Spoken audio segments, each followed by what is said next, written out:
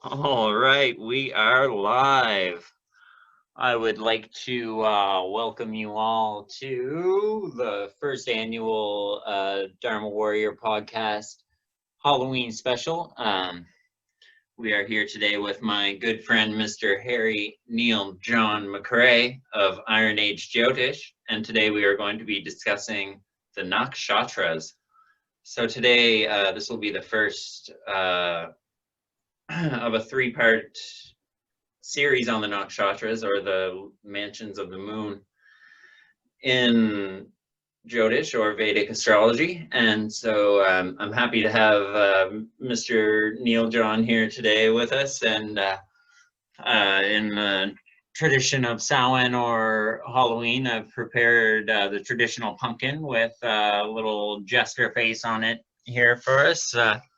Are you having a laugh there, little pumpkin face? It looks like you are.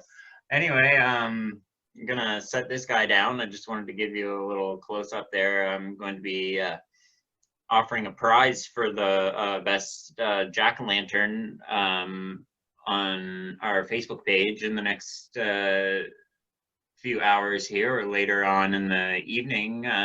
So we'll see if anybody posts some pictures of their jack-o'-lanterns other than myself or Mr. Neal John, I guess. And yeah, so I'll let Mr. Neal John take it away from here, and he'll be discussing the first installment of the Nakshatras or the Lunar Mansions. And how are you doing today, Mr. Neal John? I'm very well. Happy Halloween, everyone. Merry Samhain. I'm not really sure if it's a merry or a happy or a, I don't know. Anyway. Happy, merry, blessed, yeah, all the merry, above. blessed, I think, is probably the best. Blessed Samhain, everyone. Yes. So yeah, today I'm here to talk about the Nakshatras. We're going to take this, or I should say tackle this in a tripartite format, because 27 signs is a lot to discuss. As you may recall, the episode we're in, we covered 12, was 3.5 hours long, and I would prefer not to do that too often if we can avoid it.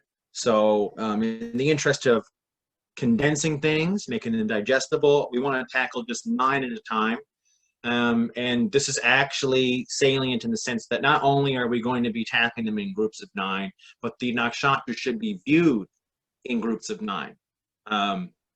And in fact, the actual manner in which they appear in that way, in a cycle of like basically these 3 Aeneads, will really line up with how we looked at the zodiac the last time we had a discussion about this. So before, when we talked about the zodiac, we talked about it 3 groups of 4, right? So we have a fire sign, we have an earth sign, an air sign, and a water sign. So there's a generative sort of almost like raw, explosive, procreative sort of an energy, right? That's the fire. And then things are materialized, coagulated, given form, and sort of manifest sort of means of acting and interacting, right? And moving through the world of karma. And then this body that is developed and the energy is poured into and is beginning to evolve and change and grow, goes through a period where it actually becomes self-perceptive.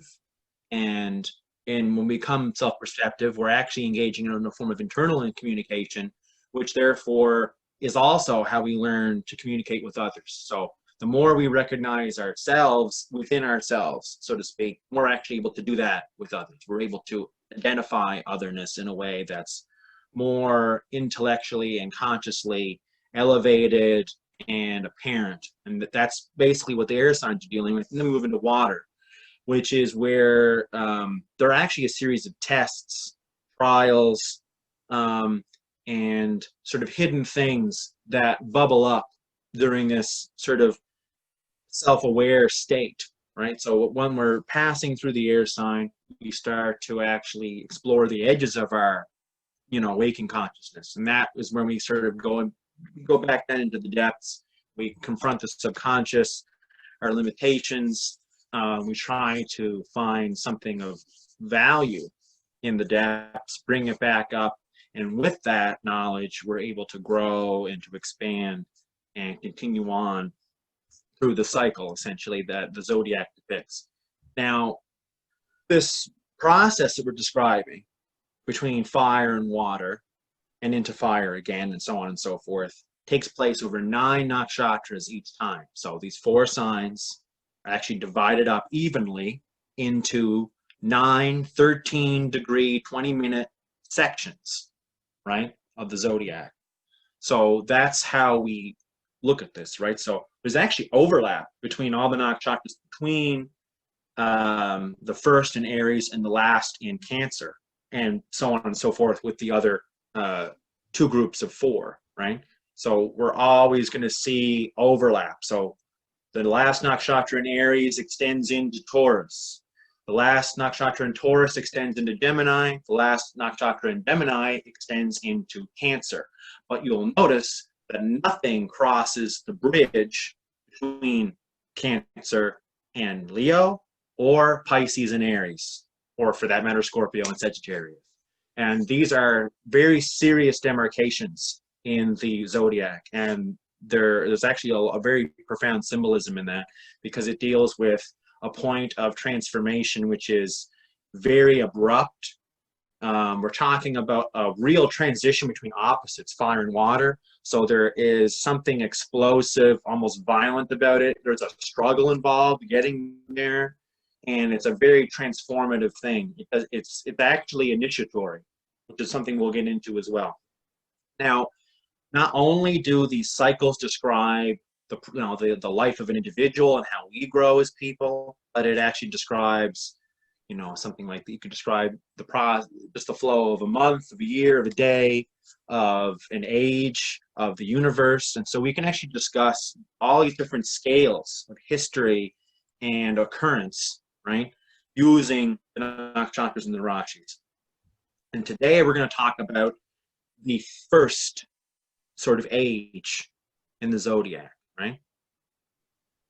Yes? Yeah, and so before we get into anything specific about the nakshatras, I just wanted to say that again, I should have mentioned for anyone who hasn't seen the first 2 podcasts, the first one about the Navagrahas, or the 9 planets, and then the second discussion that we had about the Rashis, or the 12 zodiacal signs, that perhaps you should watch those first, and there will be a link below in the description. And also I will make a point of having those uploaded in a specific playlist on the Dharma Warrior YouTube channel. So I'm sure that's where most people will be watching this, but if not, it's The Real Dharma Warrior, all one word, no spaces.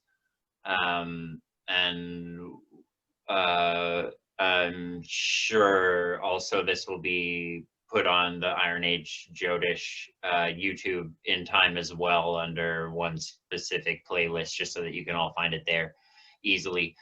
So yeah, just go over to the Dharma Warrior YouTube channel to find the previous installments in the series, or go to dharmawarrior.net or ironagejyotish.com, which is another new development that we'll discuss a little later. So yeah, let's get back to it. Yeah. Mr. Neal, John. Yeah, but that's essential viewing. If you want to understand what we're talking about, this is going to be really confusing if you haven't watched those videos, or are not already in some way familiar with that material, even in a cursory way. Yeah, so in order to discuss, however, any particular Aenead, so any series of 9, right, that takes place between the fire and water rashis of the zodiac, we need to understand the cycle of those nakshatras as something that happens in all 3 of these sections, right, these Aeneads.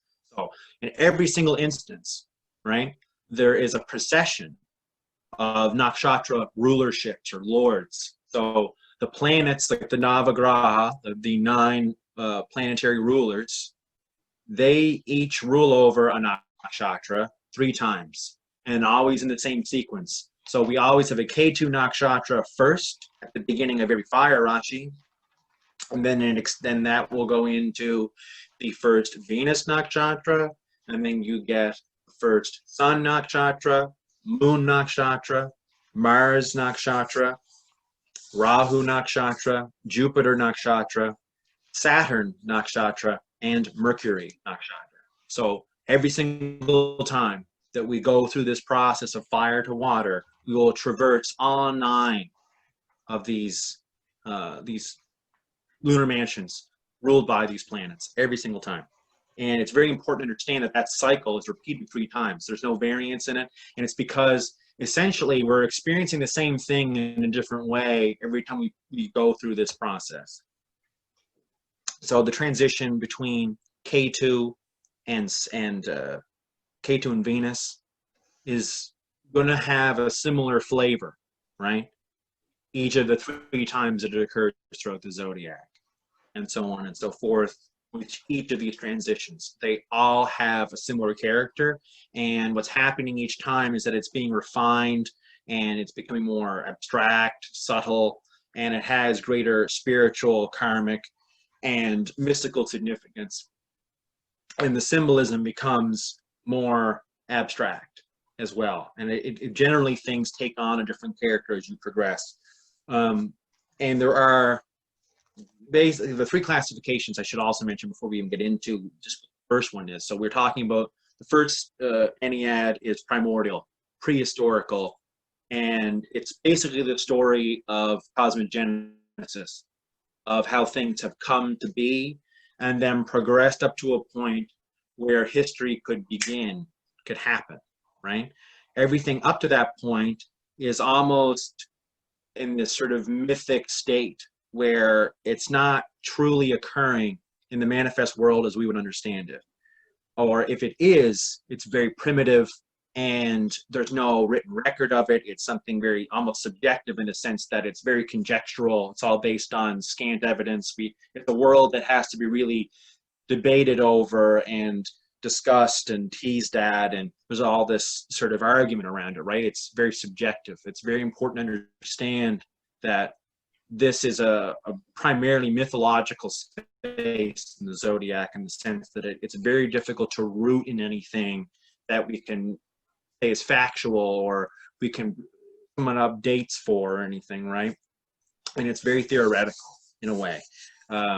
Even in the sciences, like or I should say the scientific myths, not to denigrate necessarily the work or expertise that go into that, but if we think of certain stories that science tells us about how the world and the universe works, we could look at them in a way, right, as mythological, and that they are a story that is telling us how things have come to be, and it's an explanation, right, that's being presented to us via prose or some kind of entertaining delivery, right? That's how it's usually consumed.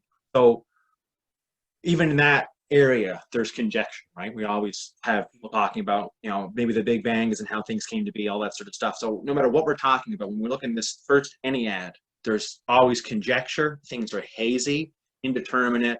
Time doesn't operate in a normal linear way. Things are just, like I said, fuzzy, right? And then we move into the historical Aenead, and that's where things start happening in a recordable fashion. So there's written language, even if it's not necessarily in a culture that has a lot of literacy. There are at least pictographs, symbols. There's some kind of timekeeping or historical consciousness. So they know that there was a before, a present, and an after, right? That phase is far more tied down to stuff that we're familiar with, right? This is the stuff of the written word and of the world that we actually feel like we know and are familiar with, and explicitly deals with linear time. It's very straightforward. Then we have the post-historical Aenead, and this is essentially the future, and it deals with the end of time, the dissolution of all things, the Mahapralaya, the apocalypse, and it's the process whereby, having known that there was history, there was some sort of certitude in the nature of things, and there was some sort of knowledge of what was and has been and all this stuff, that there was historical consciousness, but it has been lost. So whatever it was that made us confident in what was true has been eradicated. And there is a great sort of lapse into doubt. And we kind of see these nakshatras in that section dealing more with struggling with that and trying to sort of deal with the end of the world and approaching death.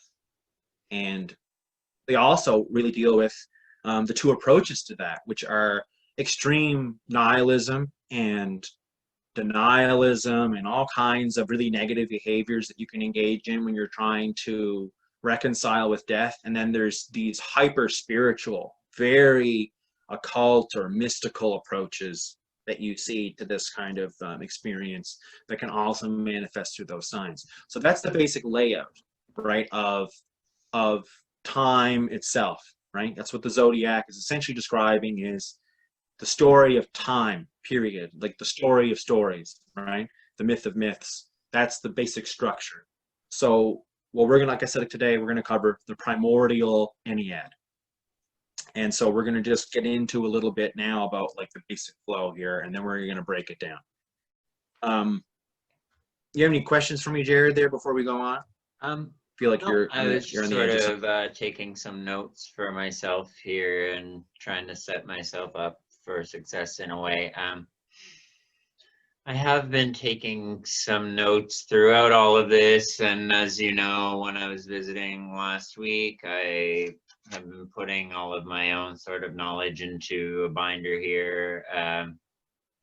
And so, yeah, I do have some general notes on the nakshatras. So as we go along, I will have some questions and maybe even an insight or two here or there.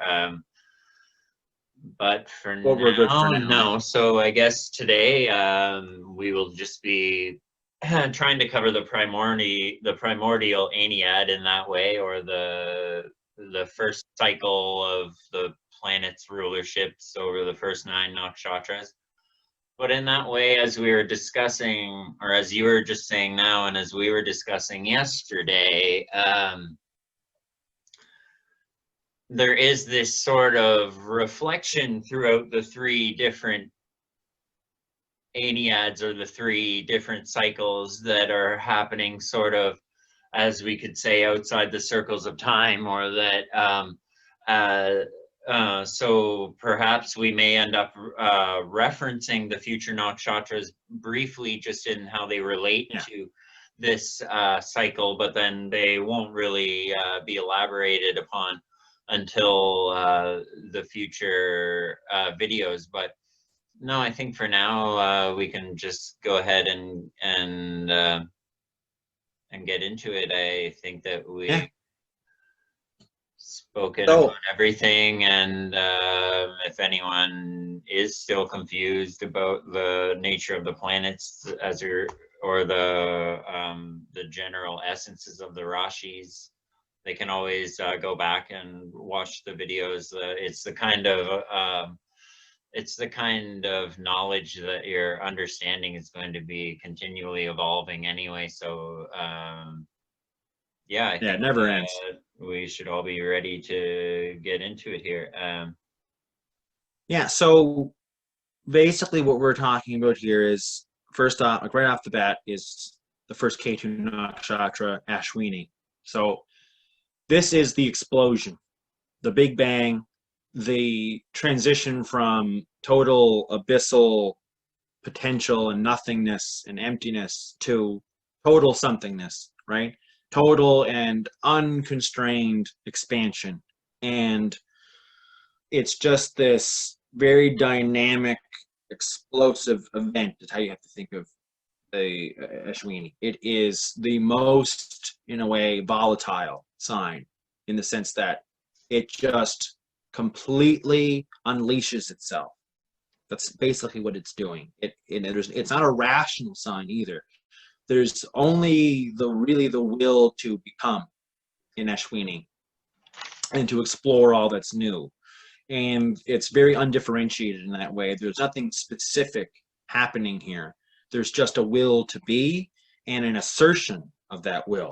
And Ashwini really is just owning in on that. Like it's the very first 13 degrees, 20 minutes of Aries. So this is kind of when all the basic stuff of the universe is introduced, right? You could think of this as the very first light being shone on creation, or it's this explosive moment. You could look at it in the Norse context of the union of Niflheim and Muspelheim in the Ginnungagap, when they come together and create the universe, like beget everything. There is a great begetting, essentially, taking place here. There's no gendered consciousness. There's no like up or down, left or right. There's no anywhere to go. There's just isness. You know what I'm saying? It's extremely primitive and neutral in that way. The only real typification that we should place upon it is a sort of proto-masculinity. Not so much in that there's no latent feminine energy here, but that what's being introduced is essentially masculine, in the sense that what existed prior was something dark, receptive, and abyssal. And I don't use that in a negative way so much as in a way I really want to like really put forward this notion of nothingness, emptiness, and that is being intruded upon, right, and filled up. And so there's this blackness, this void that contains and creates an environment for this expansion, this explosion, right? And that's kind of the feminine element in this equation. But even then, within Ashwini, locked deep within it, is this sort of feminine reflex, so to speak. Almost a reflection within the fire, if you will, or within the light of that abyssal containment or environment in which this is taking place. And I only bring that up so that we can actually just get the idea that there's a proto-sexual thing happening in Ashwini that has not yet been teased out and differentiated, but it is there. Yes. So I was going to say, from my understanding, the sort of primordial or proto-sexual kind of state that you're talking about that exists within Ashwini is sorry, the dog just scared me. I thought they were both in the room, and then I heard something out on the stairs. As I was saying, Ashwini and all of the first signs within the three Aeneads are ruled by Ketu, and Ketu is the headless dragon, or the headless giant, Rahu being the head that has been severed, for anyone, I guess, who's not familiar at this point. So Ketu, from my understanding, is this body that has a backward knowledge only. It doesn't understand, it has no knowledge of forward-reaching time. So Ketu, in this sense here, represents sort of the primordial chaos prior to the Big Bang, if we wanted to put it in the language of scientific materialism. Well, it's complicated because that's kind of what's going on, because Ketu, it by itself, if it's considered on its own, is a void. It is a black, empty thing that just sucks everything in, right? And it's basically like almost like a black hole is a good way to think of it. Like both of the nodes, in fact, kind of act in that way. But Ketu is really like the state of non-being, right? So if we look at Ketu operating through Aries, we're actually talking about Ketu and Mars working together. And so Mars is procreative, energetic, assertive, fiery, and dynamic, right? So, and sexual as well. is procreative. So if K2, nothingness, and then Mars are working together, what we're actually looking at is this thing that is taking what's not even a memory. It's not looking back. It is what you look back upon. It is the ultimate past, the foundation of before, if you want to think of it that way. It's like as far back as you can go is the beginning, and right before the beginning even. So K2 here is not remembering. It's taking what it is, right? Not a memory, but what it is in a present sense is much as it could be in the present, you know. And it is being asserted.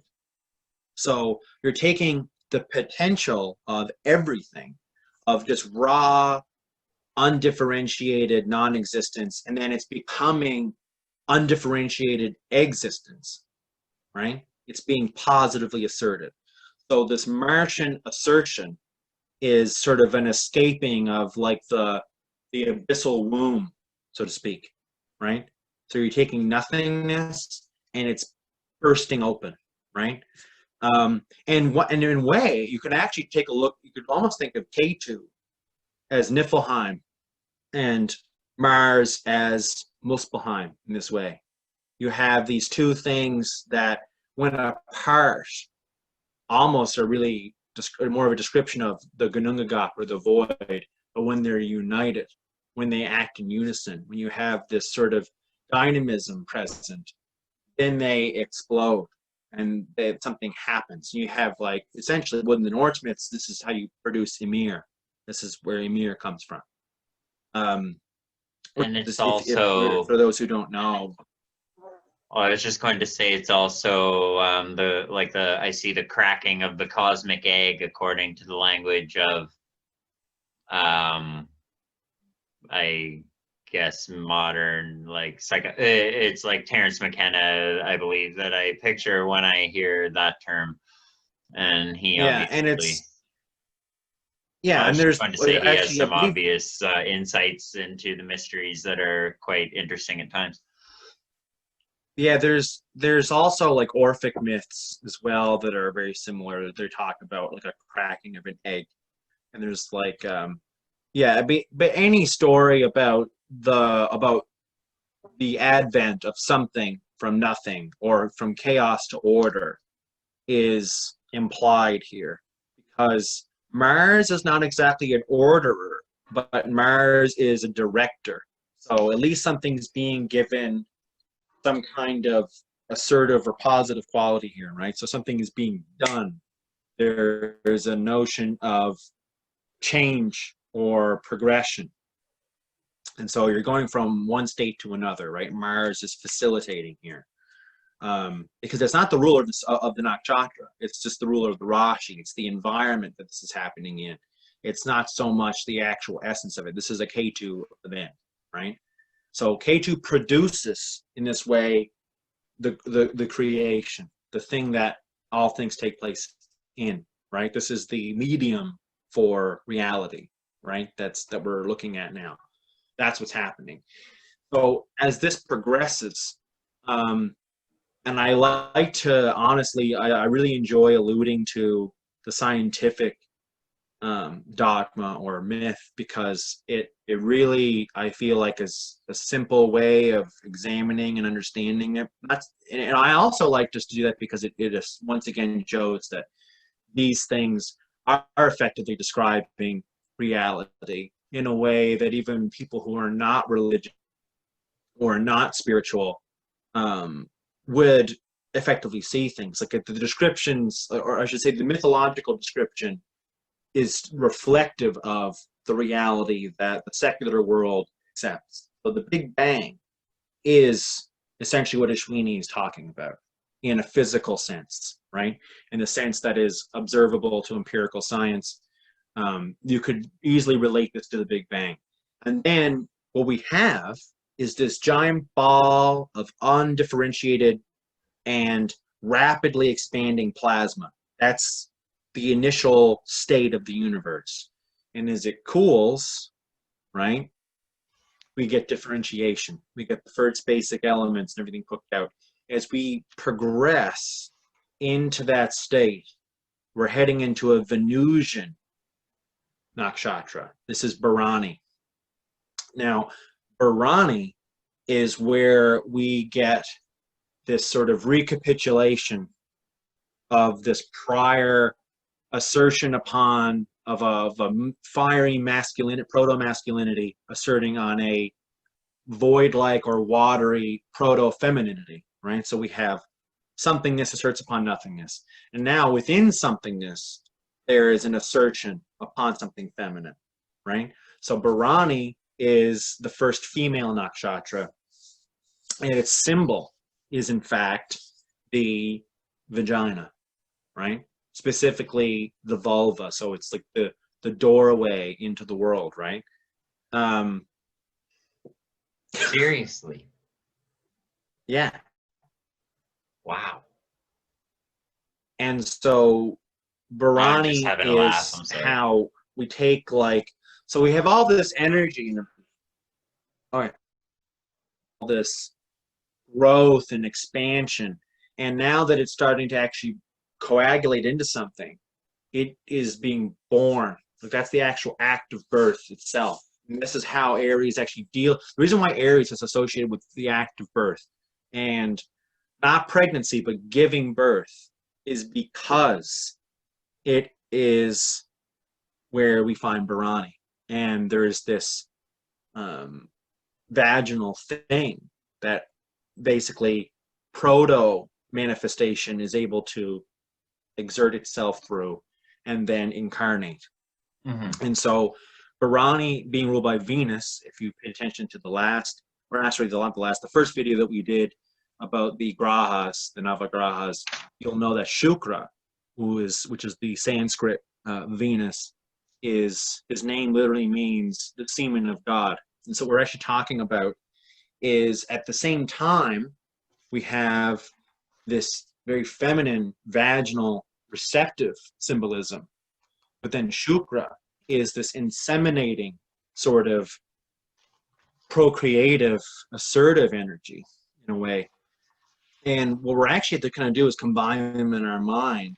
And this is all happening within Aries too, which is a Mars-ruled sign. So we actually have the two sort of sexual planets, Mars and Venus, here, right, present, involved in this. So what we're actually talking about is, in the same way that the feminine organ is releasing and unleashing another thing, or it's like essentially acting as a gateway for this other thing to emerge into the world and incarnate. This emergence and incarnation is, again, not entirely dissimilar from the process of ejaculation or the actual expulsion of something, right, which goes out into the world and then grows, becomes, right? So both of these processes are implied or encapsulated in the sign. And all things sexual really have their root in Bharani. And this is where we kind of actually see these two proto-sexual energies of masculinity and femininity starting to differentiate and kind of become separate things, is in Bharani.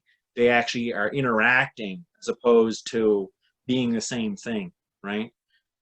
And I like to also compare it to Ymir in the Norse mythology. As you may know, Ymir is this large Jotun, this giant, this titanic thing, and it's the only thing that exists, and it produces its offspring with its feet. So the 2 feet of Ymir actually take on gendered like properties and mate with each other, right? And then they produce all these creatures, these beasts and stuff, these other Jotun. And what's interesting about that is that Bharani actually rules all the nakshatras, by the way, rule over different parts of the body. Bharani rules over the feet. And so I always kind of thought that was an interesting coincidence, or rather synchronicity, but I don't think it's actually much of a coincidence at all, no. And I think it may actually, in a very explicit way deal with some kind of relationship between the feet as this grounding or foundational thing. And it's almost like saying this is where all that stuff starts, right? This is the foundation. This is what all sort of future sexual and procreative acts and energies and symbolism and all this stuff, that's all that stands on the back of this, right? Bharani is the foundation for all that stuff. So Bharani produces this, or rather creates a situation wherein procreation is now not just what becoming something is. So it's not just a transition from nothingness to something. It's now something that can happen within creation. Okay, sorry we had a minor disturbance there, but I'm just going to get back into it. And I was just going to ask Neal John a question here. So we were discussing Ashwini and how that represents sort of this primordial state, but also the initial state of creation. And Ashwini is represented by a horse's head, and represents. We hadn't really get into the symbolism of Ashwini. The thing is about the horse symbolism in Ashwini, and there's a lot. I mean, it does tie into all this stuff, but trying to break down the specifics of how the horse symbolism and the symbolism of the deity of Ashwini fits into the story is complicated. Like it requires more exposition, right, than we might really have time for today. But continue. Oh, okay. Well, I was just going to say that as we go from Ashwini, which is sort of this general creative, sort of expansive force, into Bharani, we now have it broken down into there's sort of the potential for a masculine and feminine energy, or is it to the point that it is now sort of manifest as the masculine and feminine polarization, and thus we have the symbol of the yoni, or the vagina, or the female reproductive system for Bharani. So yeah, we are actually seeing sexual dimorphism take place in a prefiguring foundational way. Before I got cut off there, I believe we were talking about, I mentioned that the whole process of Ymir and, well, actually, by which Ymir procreates, right? So his feet become male and female procreative agents, engage in sexual congress, produce offspring. Bharani's rules over the feet, specifically the soles of the feet, but the foot generally. And yeah, so you get like this whole thing where we're meant to sort of think of reproduction itself stands upon the foundation that Bharani lays down.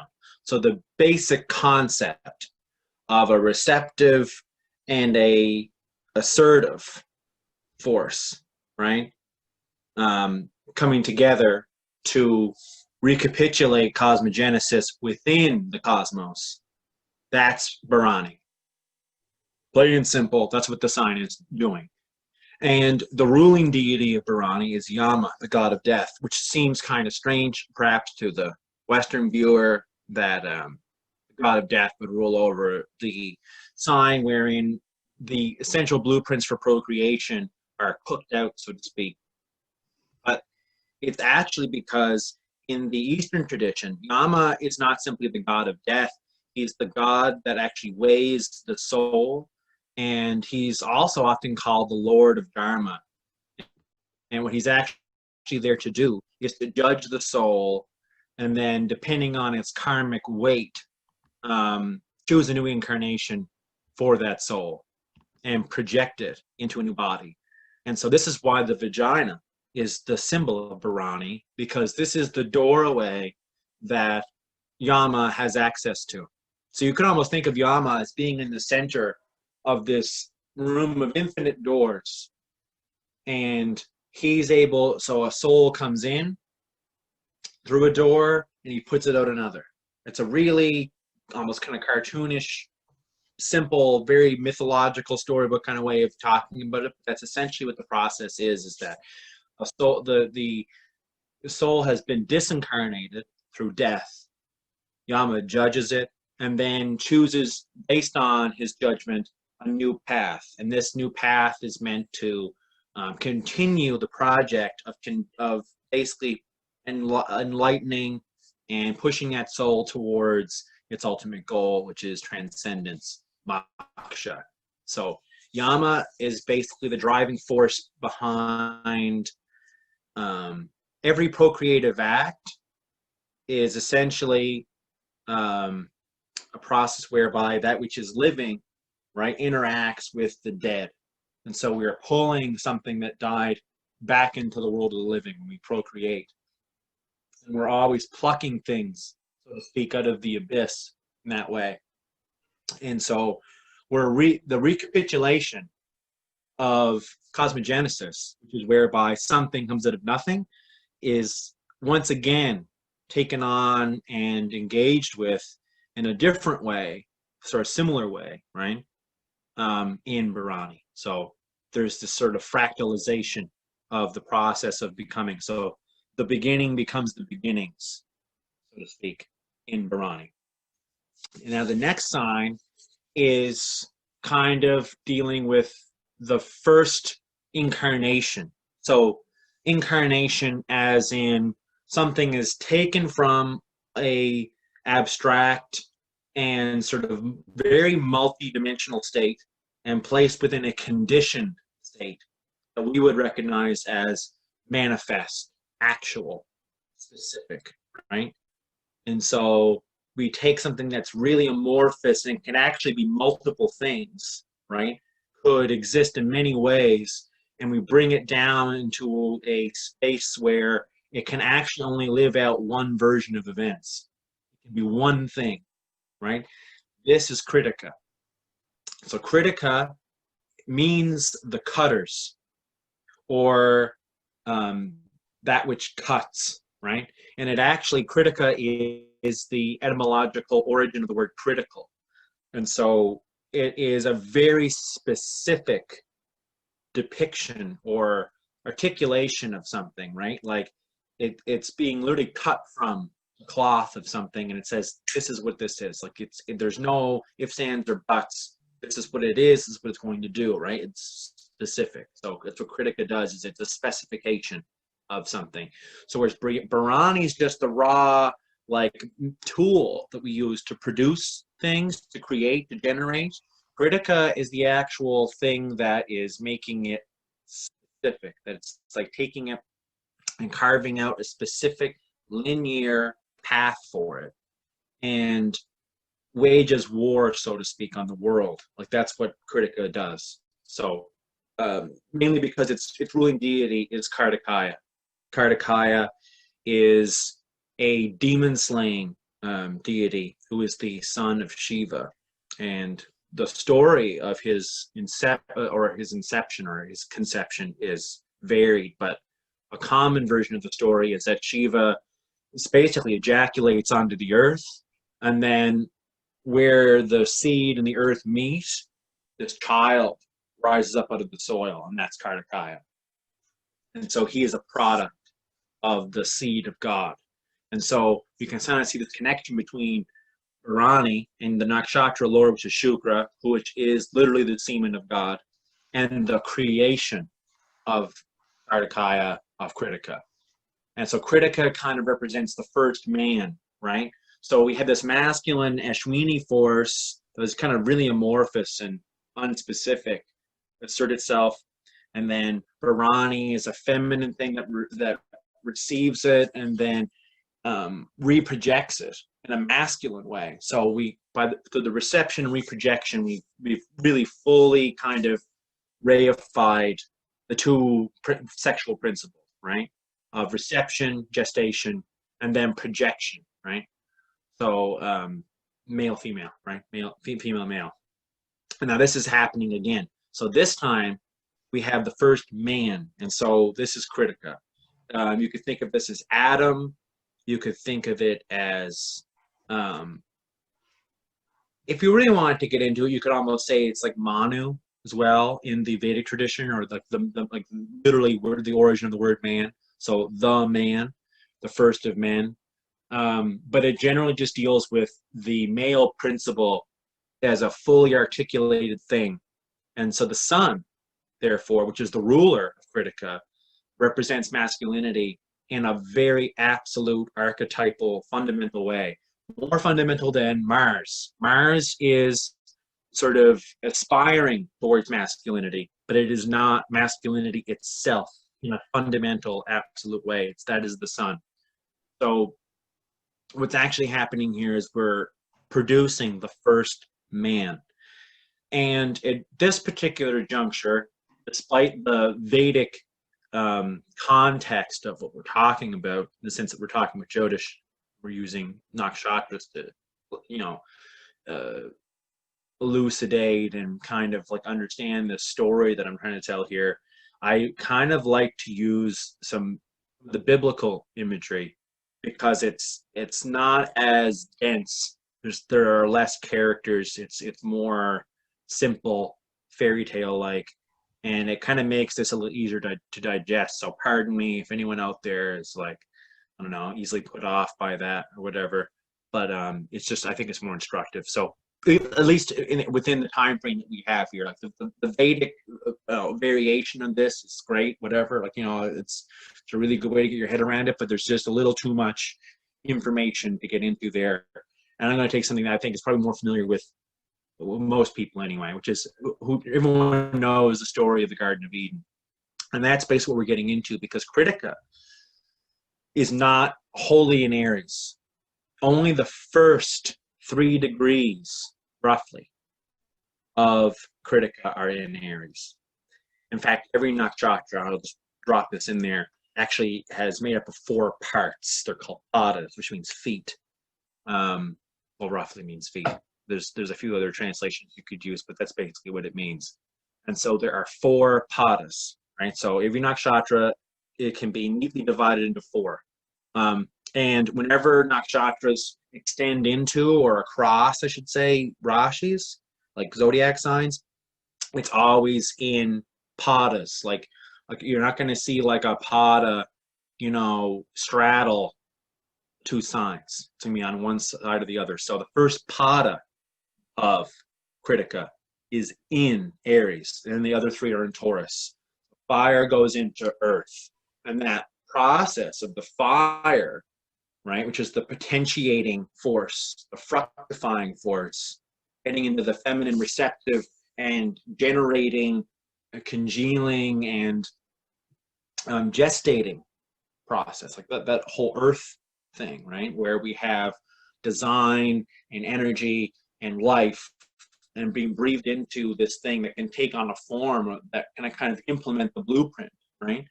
That is basically what we're looking at with Critica. So we're really looking at the fire, the seed of God, hitting the earth, Taurus, and the birth of Kartikaya, right?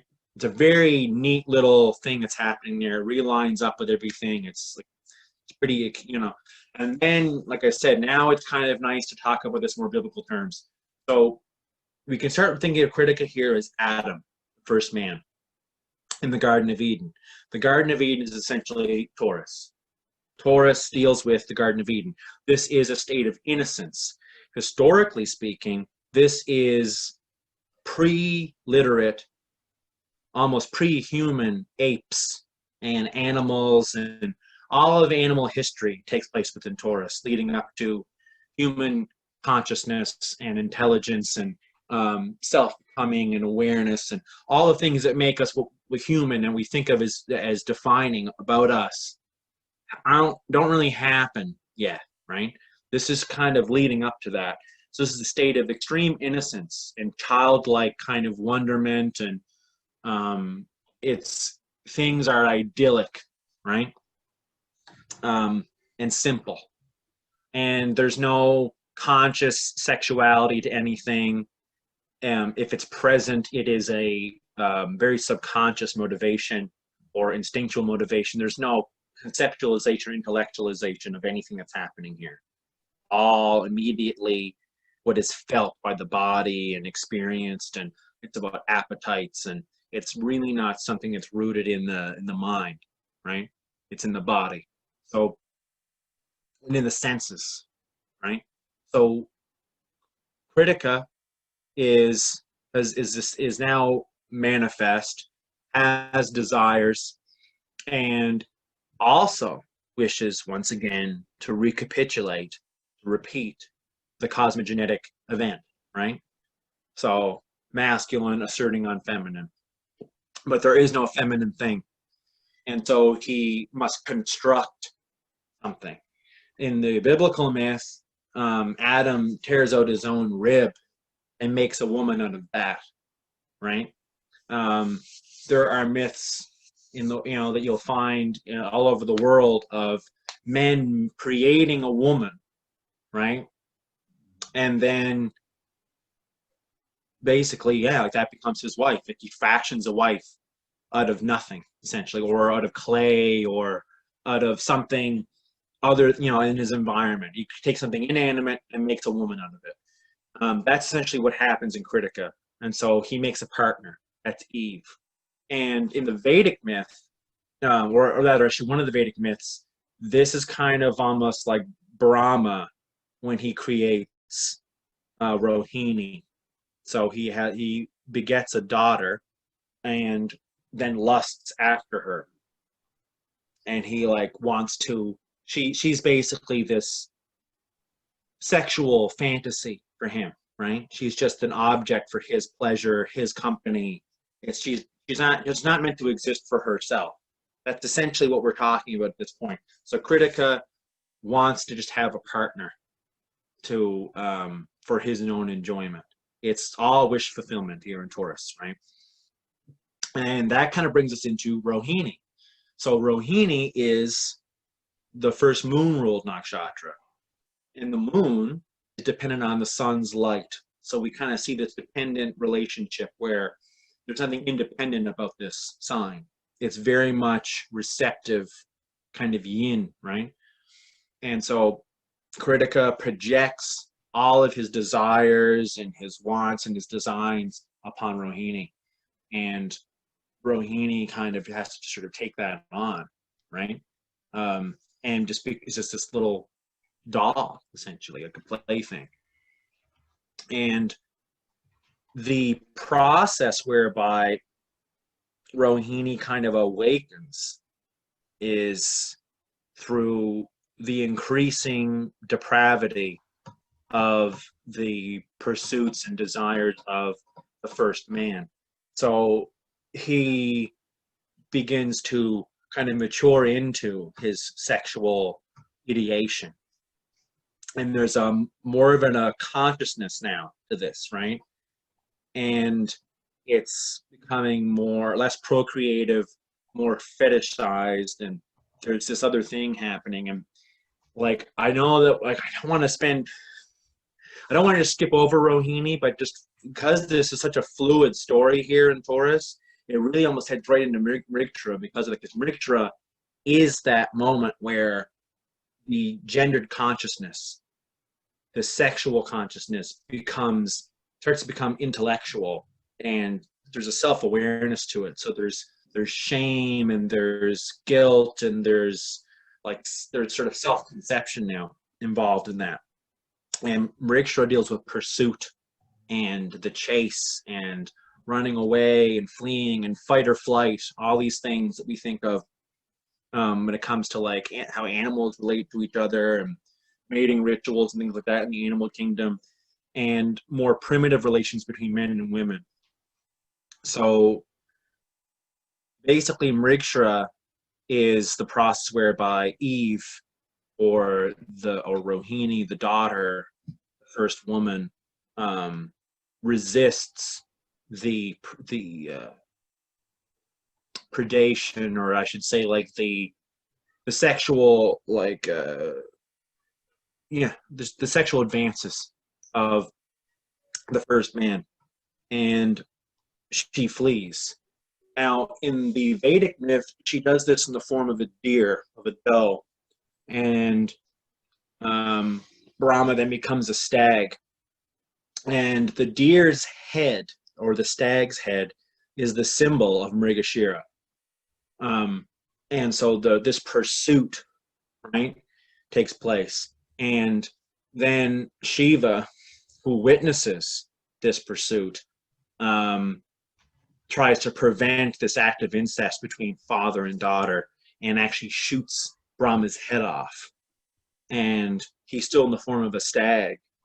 And so the head ends up getting pinned up against the sky by the arrow, and it becomes the constellation, that part of Taurus and Gemini. Mrigashira actually extends evenly across both, so 2 padas on each side of that dividing line between the signs. That is actually roughly usually seen in those stars are seen as being in the shape of a deer's head. So that's actually where that name comes from and why it's associated with that. Now, Mrigashira is also associated with Soma, the nectar of the gods, and the invigorating or enlightening drink, or the mead of inspiration, and all these different ways you could talk about it. But it's essentially this sacred, inspiring drink or intoxicant. And in this way, it represents, I personally think it has a lot to do with psychedelic use.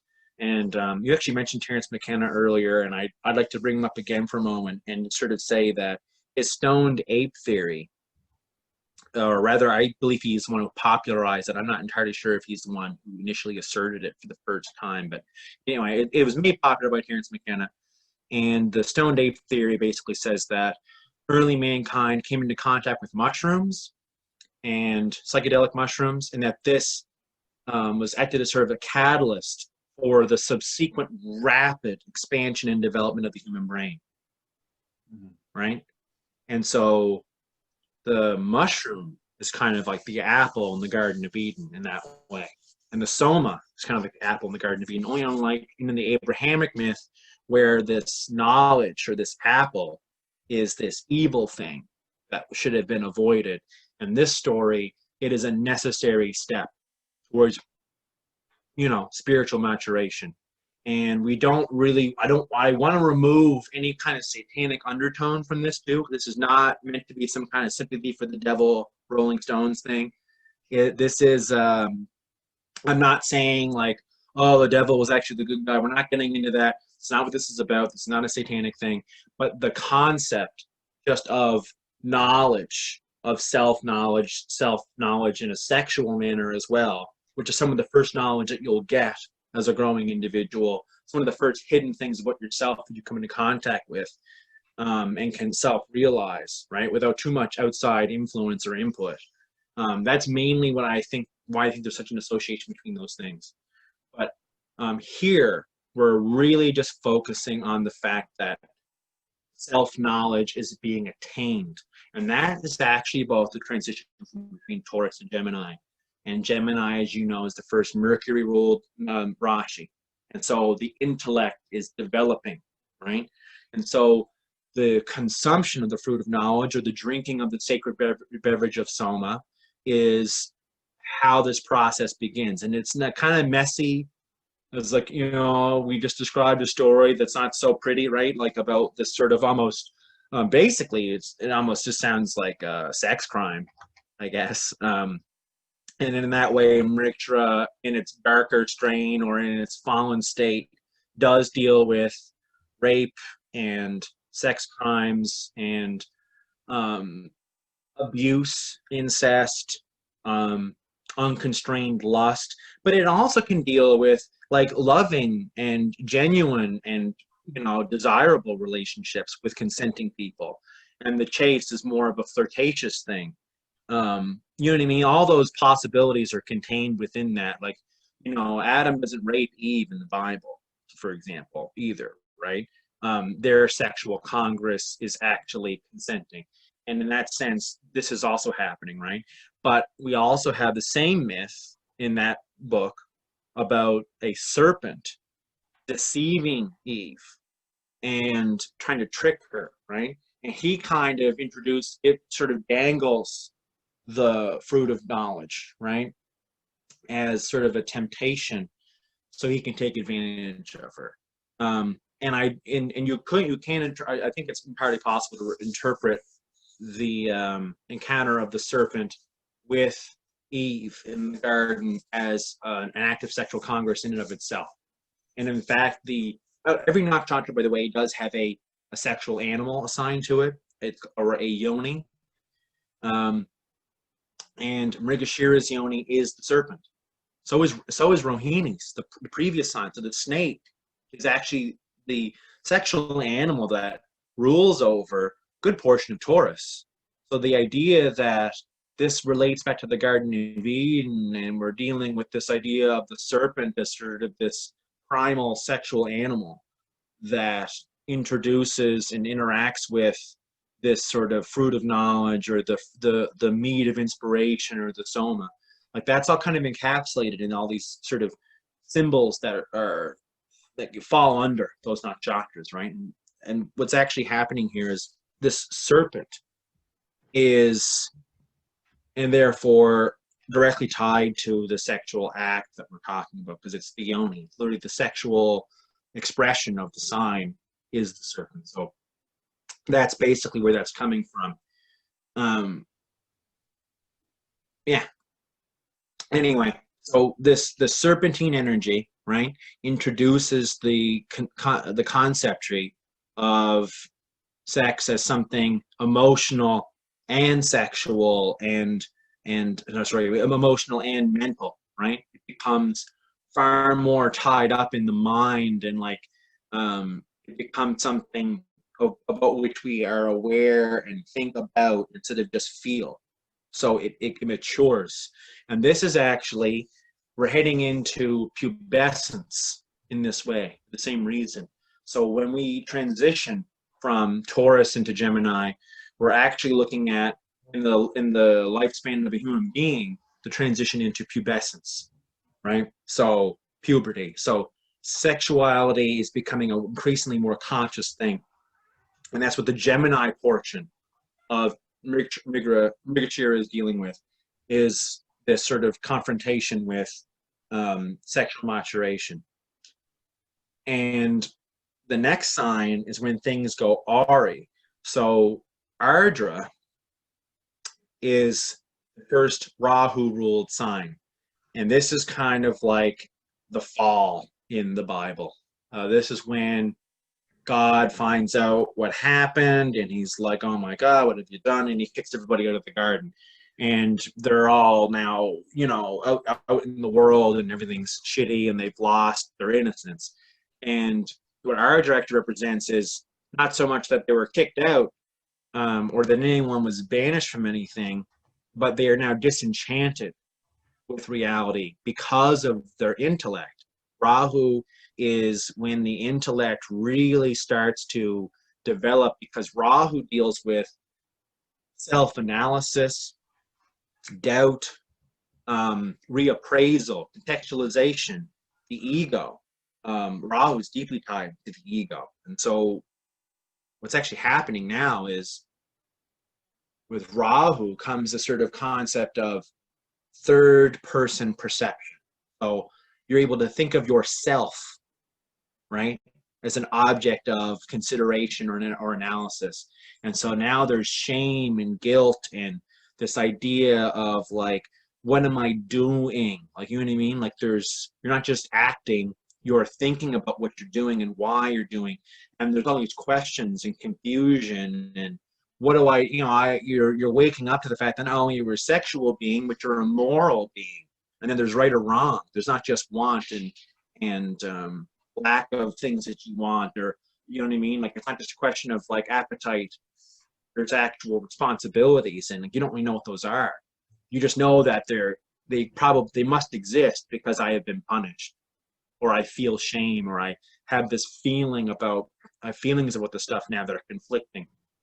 So Rahu is this very stormy, intense, very like bleak actually, and like frightening place. And its ruling deity is Rudra, the Howler, the Rig Vedic, the Rig Vedic Shiva, essentially. So the proto image of Shiva is Rudra.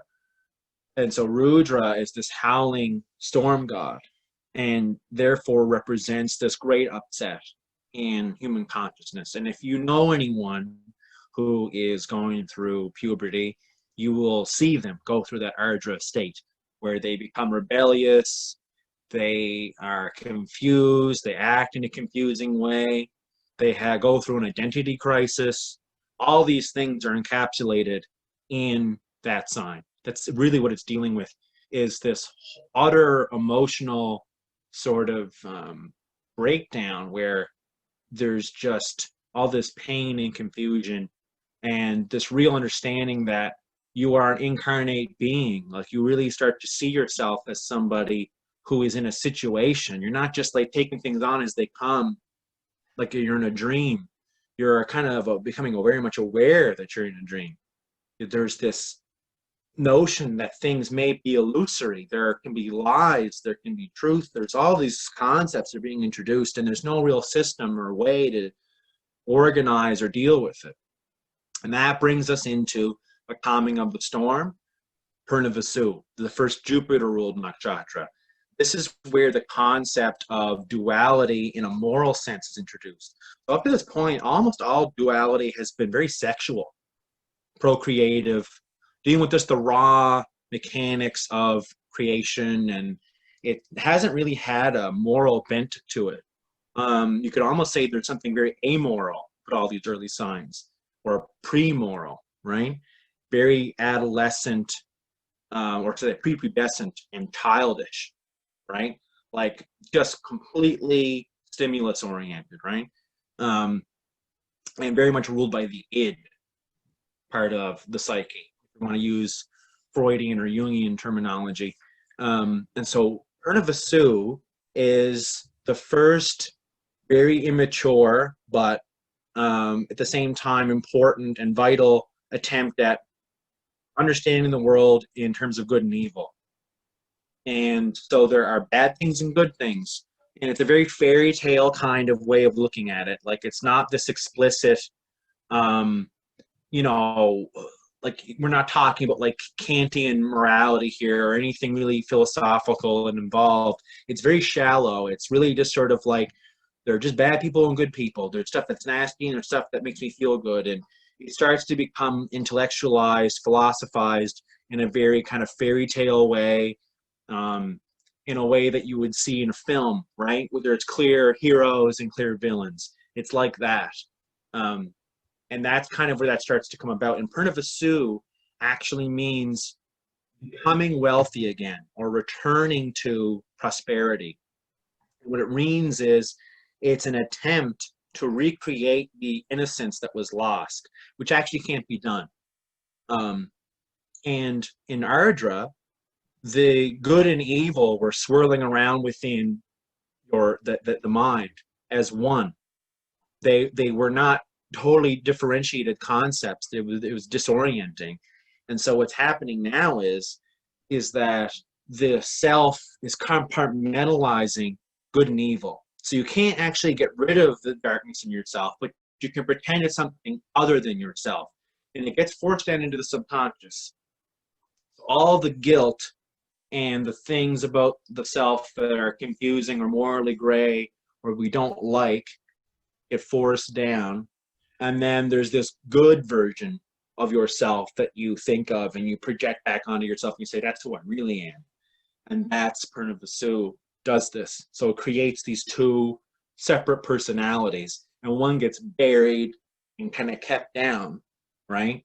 And it might act up every now and then, but the other one kind of usually overpowers it. And that actually is because in the mythology attached to Purna-Vasu, it actually deals with the children of Ram, or Rama, I should say.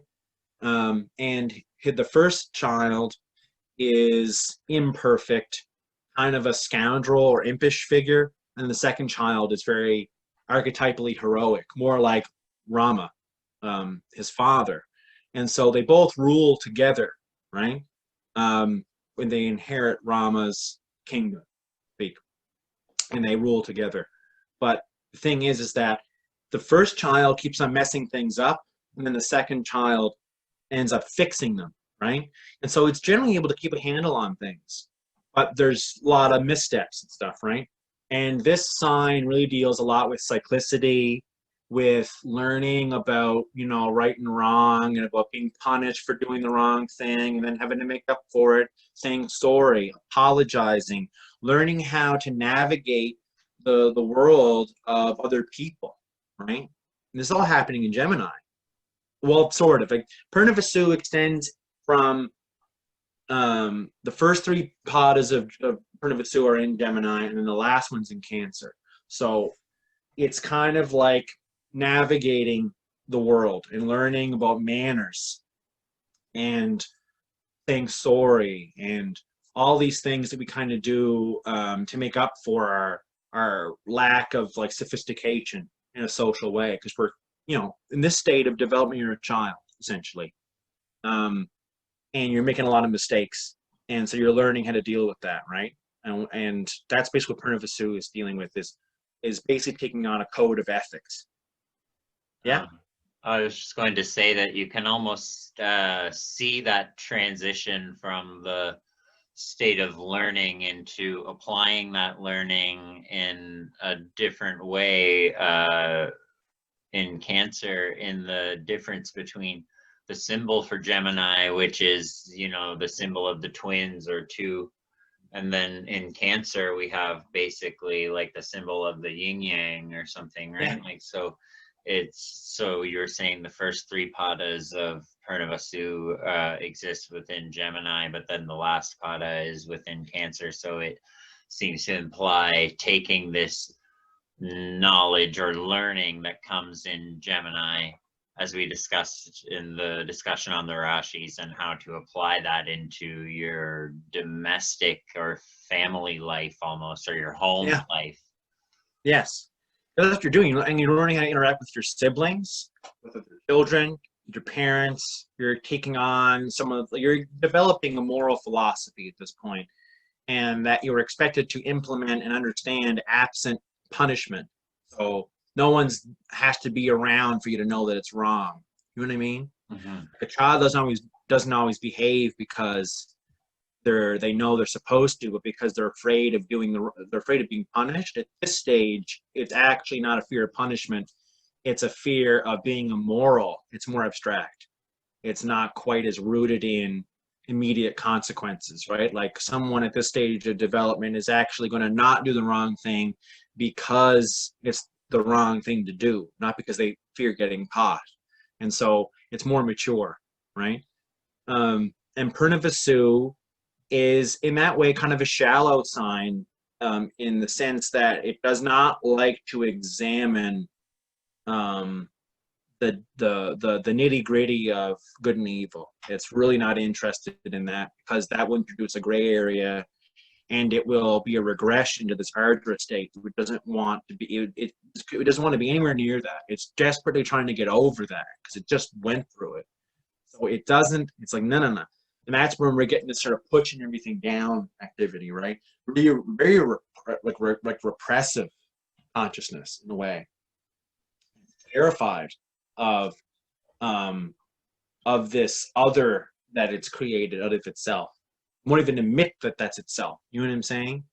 Right. And it's a difficult thing to reconcile with, and we can get into someday maybe like how that affects Purna people who have grown up or who are adults. Like, what is that doing for them? But like, that's just like beyond the scope of what we're doing here today. Did you have a question? Oh, I was just going to say that either earlier or yesterday we discussed, or you said that Jupiter,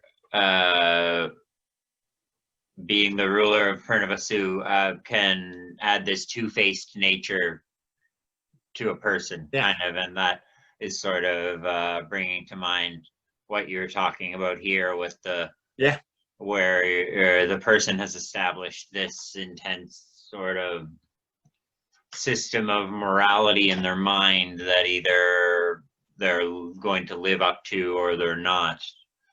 Yeah. And that It's very do or die. and that the alternate state would imply a regression back to the state that we'd just gotten out of in Ardra. So Purnavasu becomes this further division of the self in an attempt to transcend that nature. Yeah, exactly, right? Because it's not really prepared to reconcile them. Now, the next sign is Pusha. So Saturn finally comes onto the scene. And what Saturn does is reconciles these two things. And it does that through hardship, punishment, limitations, restrictions. It's probably the nicest Saturn sign in the sense that it's very loving and nurturing and protective, motherly even. It is in Cancer. Pusha is entirely within Cancer. It's the heart and center of Cancer. And its symbol is the udder of the cow. And so as you can imagine, it very much deals with motherhood. And in a way, it's less about the individual, it's more about the environment at this point. The individual is growing and becoming, and they're at a point now where their transgressions can be more severe, and so actual punishments and restrictions, so like curfews, bedtimes, time out, go to your room, all that stuff. This is what Pusha kind of deals with. Like playtime is over, right? It deals with the walls of the home because we're in Cancer, right? Home. So Pusha is the actual boundaries that keep all the nasty stuff out, but also keep you in. It's the locked door. It's the tucked in blanket at night. It's all these things that set up barriers between you and other things and things that maybe even you want to do. And it's punishment for transgression. It's more severe, right? And this forces you to really confront your bad side that you want to say is not there or you don't want to deal with. And there is a kind of a confrontation with the subconscious here that's happening, in that you kind of are being forced to reconcile with your shadow nature, your shadow self. Not in a depth way that we're going to see later on in the zodiac, but in like a cursory way where you kind of have to admit to mistakes and that you're responsible for things, and you can't just like say sorry and it's over. You know what I mean? So Saturn kind of asks us to be more responsible here. Pardon. There's more responsibility essentially coming onto the scene, and this deals with motherly discipline and an overprotective mother as well. This is the sign of the mother who doesn't let you do anything, right? It's a very protective, like firm energy, right? Very, very soft and kind if you're doing what you're told, but it will constrict and be almost violent if you try to step outside of your bounds, right? And this actually deals with the crab symbolism of Cancer. So those claws of the crab that grab and hold underwater, and it uses to restrict the movement of prey, or that it uses in mating to hold the mate, anything like that, where there's restriction, like that deals with the claws of the crab. I think it's very instructive to think of Pusha as ruling over the claws of Cancer, right? Because that's really the edge there, right? That's what's like doing all the gripping, grabbing, restriction. And even the carapace of the crab, right? The crab wears its house on the outside of its skin, almost, in a way, like, you know what I mean? And you're really dealing with containment of a shell, and there's this sort of notion of like, in order to progress, you need a molt. So there's this thing keeping you in, and you're getting too big for it, right? All this crab stuff really is very instructive if you're willing to take on that imagery and kind of play with it, right? So Pusha is dealing with that. And that's where Mercury comes into play. So Mercury it's about traversing levels, going because Mercury is the messenger of the gods. So he can go to the heavens, to earth, to the infernal regions. He can traverse all the worlds, right? And he's the communicator, and he's the intellectual, the master of magic and the word.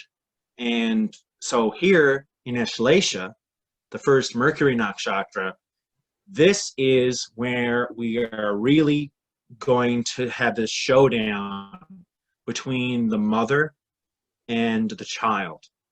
And they're almost enemies, because the mother is also what is preventing the full sexual and individuation, and the full sexual individuation and freedom, and the full mental and sort of social freedom of the child. The child is an adolescent now, like a teenager, wants to go out, and has sexual fantasies that they want to enact, that they want to engage with others in that way. They have people they want to spend time with, like friends. They have things they want to do. They want to be on their own. They want to have more. And that's not what Cancer wants for anybody. It's not about a time. Not even having your own consciousness, almost being an extension of the mother's consciousness in her world. So Ashlesha deals with the struggle against that. And so there are two sort of paths that are put before you in Ashlesha. There is either failure, wherein you are consumed by the mother and are subsumed by her. You basically remain for the rest of your life this thing trapped in the world of the mother. This is the 30-year-old man who lives in his mother's basement. You know what I'm saying? This is the failure to pass this test.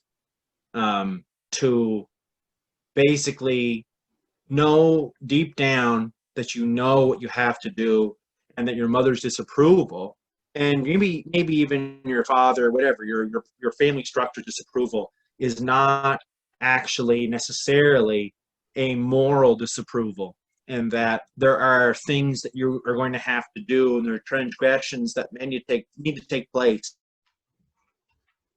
for personal development. And you're going to have to strike out on your own, and you may have to do so against the will of people who love you, right?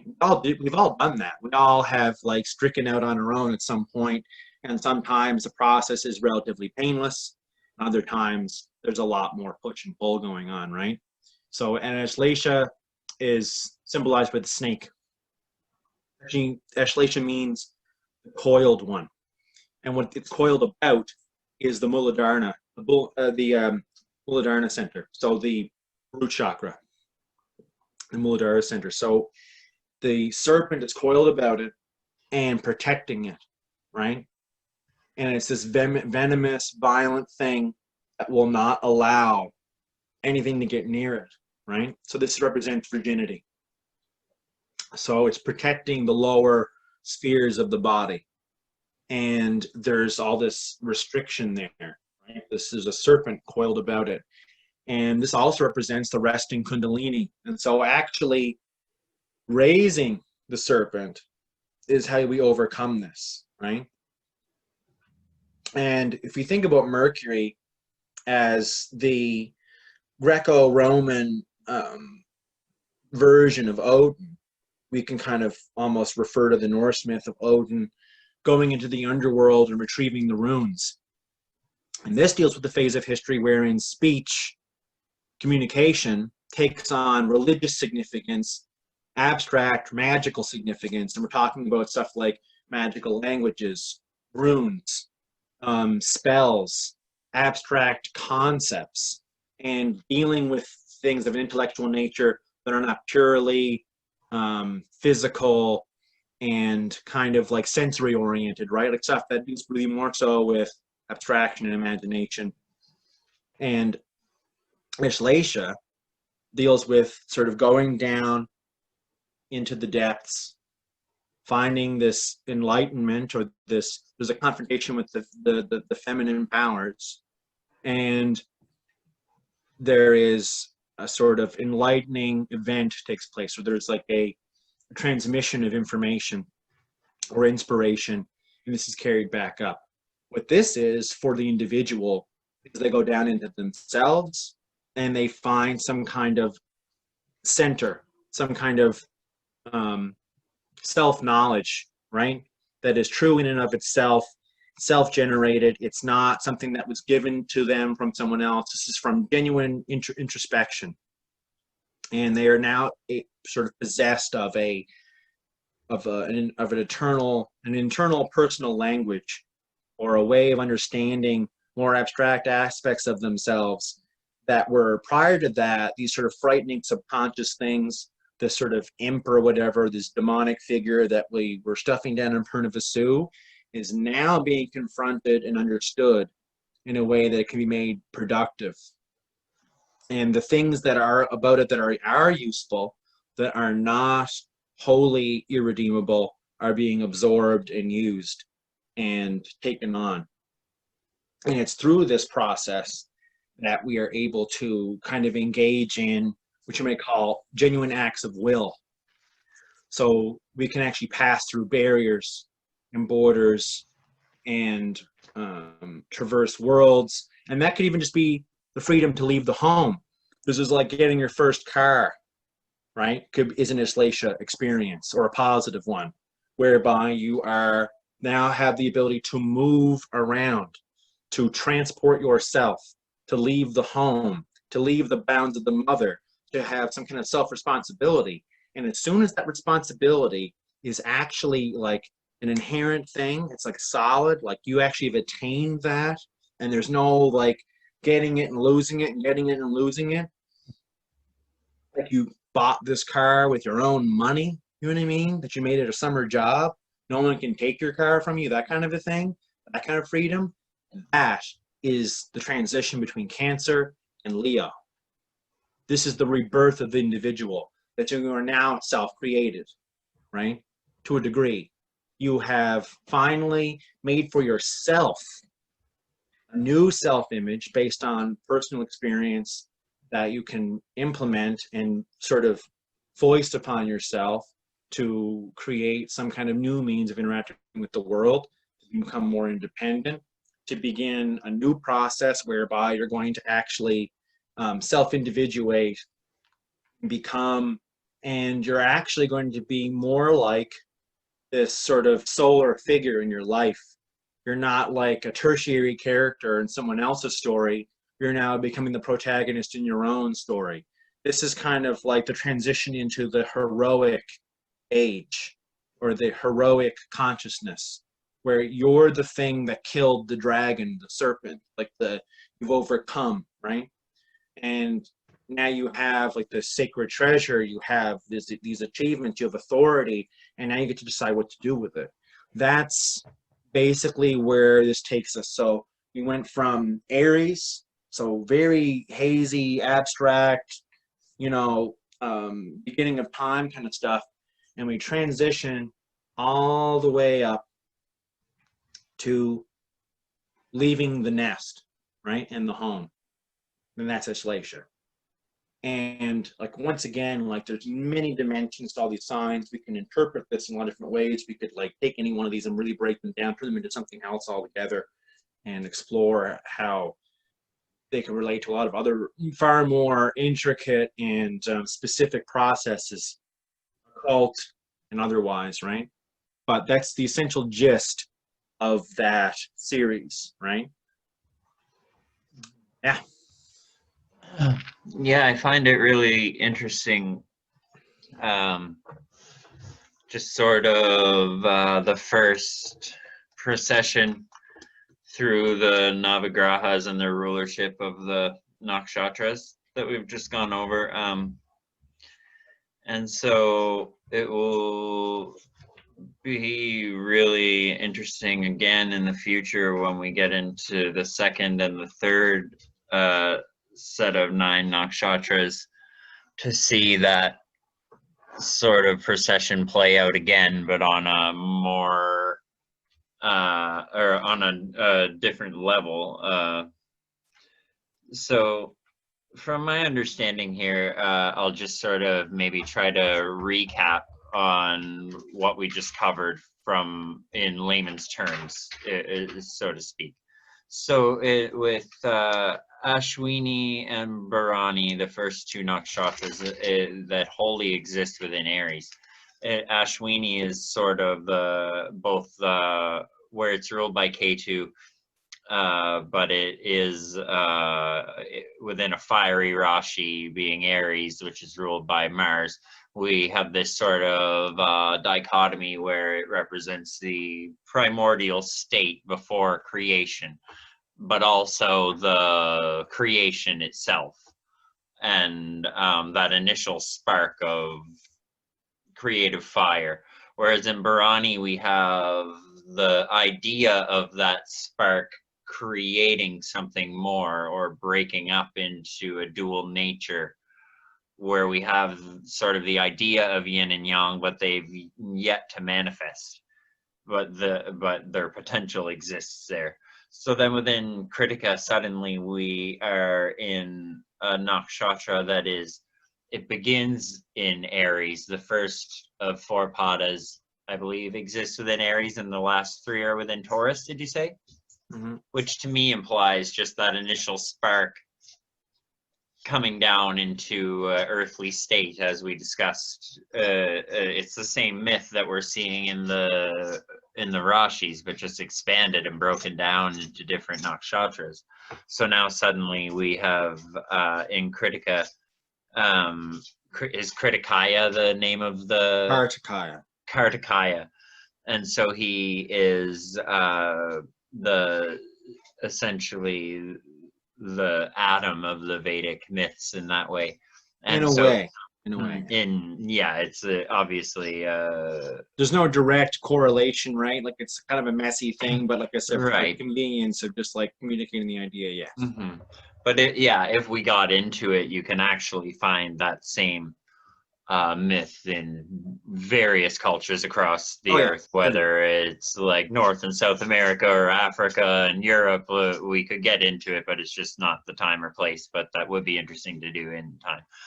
But anyway, so between Kritika and Rohini, which are the first two nakshatras that are basically contained within Taurus, Rohini being wholly contained within Taurus, Rohini represents sort of the reflex of Kritika, where it is the bride that the first man sort of dreamed up or wished into existence, so that it so we here have the where Bharani sort of introduced the idea of the yin and yang. They've now more so become a thing in the world. Is that kind of correct? And so they then become manifest conditioned things, right? They're properties now of active agents within the karmic cycle, right? They're incarnate at that point. They're no longer abstractions. They have like specific articulations within a manifest world. It's more akin to a dream world than like a physical place, like Adam and Eve and all these like beginning of mankind myths do not take place in physical space. They have a fundamental reality which is more profound than physical space, but they kind of occur in a realm that I would describe as almost like the dream world. It's like this kind of imminent place between that which is timeless and that which is in time. So there's almost like this cyclical dream world where these myths kind of just sort of go through these different variations, and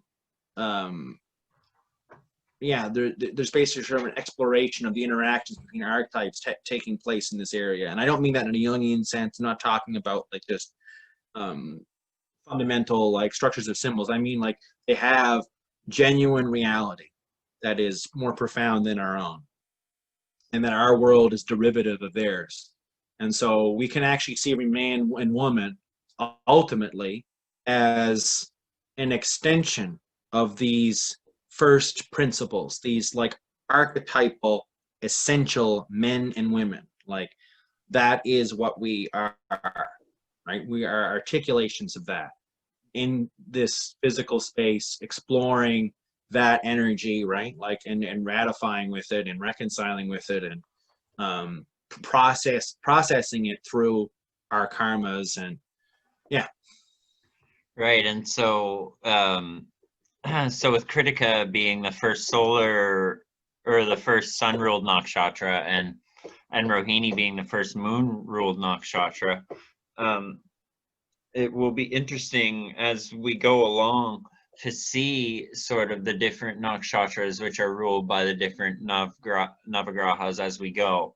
Like, so that as you were saying, that they represent sort of the initial masculine and feminine principle manifest in the world, whereas I can only assume that later the next solar and lunar nakshatras, that those ideas will break down in a different way, or will be represented in a different fashion, where the second group of 9 nakshatras is historical, am I right? Whereas this first set of 9 represents prehistory, or represents sort of this garden before the fall sort of state. Not to go back to that simple biblical reference again, but it is easy to draw upon, and it is a people are just familiar sort of with reference. Yeah, certainly people in the world that we come from are familiar with that.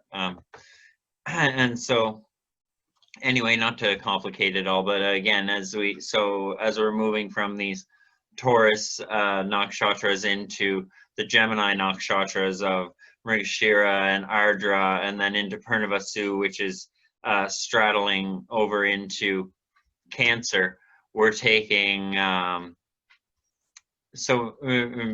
help me clarify Mrigashira and Ardra here. So we've taken the idea of the masculine and feminine principles in Kritika and Rohini, and then in Mrigashira they're sort of given an opportunity to interact, populate and interact. So they are procreating, begetting, and they are interacting. So they're not just like existing as things in and of themselves, in sort of like juxtaposed next to each other. They're actually like interacting together, right? At first sexually and physically, and then more emotionally and mentally, right? And so Gemini we're taking this initial concept of duality, and it's being elevated to the mental, moral, and emotional planes, right, in Gemini. And then we're dealing with the lived consequences in reality of those moral considerations and that consciousness in the environment of Cancer, the water, right? The water sign. That's when this stuff really kind of put to the test, right? That's when it goes through its trial, so to speak. And so that's interesting, and something else that I will find interesting to look out for in the next 2 videos as we go through the cycle of 9 again, that we go from as we go from the air sign into the water sign, we will always have this sort of new aspect of the air signs always being social, or always having something to do with the intellect or in Gemini, but then later on in Libra, it will be more so to do with the tribe, and more so to do with the extended, or that idea extended out into our tribe and family, whereas later, even further in Aries, that will have to do with more social Aquarius. aspects and aspects of that's what I meant to say, Aquarius, sorry. It will have to do more with social aspects, I would presume, and things, those nakshatras. So yeah, it will be really interesting to see how this pattern of the 9 planets plays out within the 3 worlds, so to speak, of the primordial, the historical, and then the post-historical. Particularly I'm thinking about how in the water nakshatras at the end, we'll always have this procession where we're leaving Rahu ruled nakshatra, and we're going into Jupiter, and then Saturn, and then Mercury, because in the video on the Rashis towards the end, we see a lot of Saturn and a lot of Jupiter rulership in the last few signs of the zodiac as we're reaching this final trial in the whole cycle.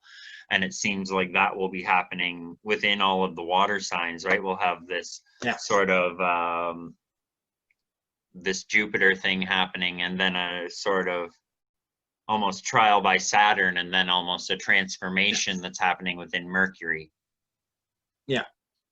See, it's all like everything that happens between the fire sign and the water sign is a preparation, right, for the trial. It's all just this process leads up to what's going to happen in that water sign.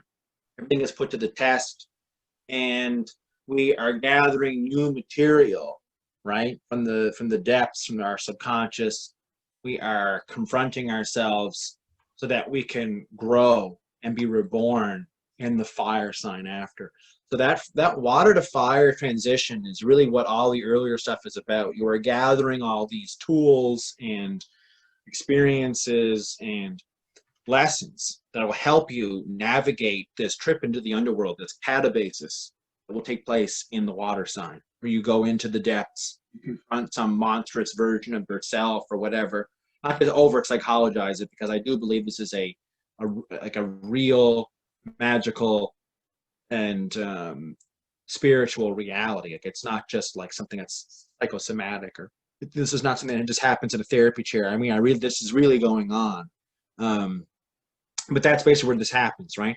And on the personal level, it will perhaps seem more psychological. But that's essentially what's happening. Is you're recapitulating this process of going into the underworld, confronting something monstrous, and then retrieving from the depths some stolen treasure or some special thing that's been sequestered away, right?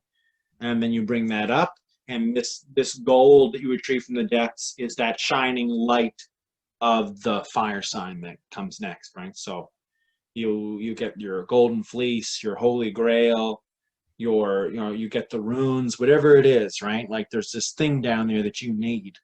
You bring it back up into the light, and it becomes something useful, transform, game changer. It's a discovery. It's a paradigm shift. Like the discovery, the use of language in a depicted, like, not just like spoken, like, oh, there's a tiger behind you way, but in like an abstract way that refers to things that are not currently happening, right? That is transformative. It's a big deal. Like, you know what I mean? To be able to talk about buffalo, right? But with scrawlings in a cave wall, or even more advanced, to actually have glyphs represent sounds that together refer to a buffalo or something. Like, that's a big deal. Like, and that really changes your consciousness, the way you interact with the world, and the way you place yourself within events. Like, you know what I mean? It creates like a past, present, and future situation, because you're really able to go back into the past if you have a written record, right? Right. Even if it's very simple, right?